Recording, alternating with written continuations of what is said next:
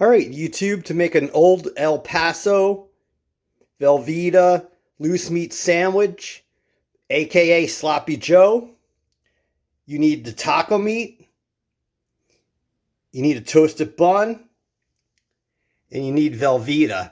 In the description, I'll link how to cook this meat, and I'll also link how to toast the bun. But this is so easy to make, and it tastes so good. Alright, YouTube, so to start, just put that taco meat on the toasted bun. Look at that nice grease.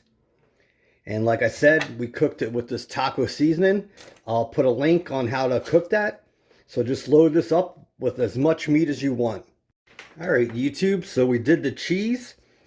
These are pouches, and it takes 30 seconds in the microwave. So just put that love on, and you're creating the Old El Paso Velveeta loose meat sandwich, aka the cheese Sloppy Joe.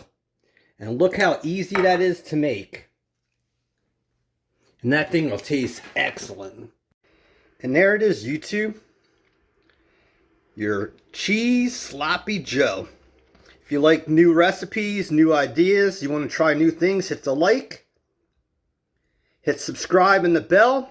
And I will bring you so many videos each week. Love you, Dan Soy. Bye-bye.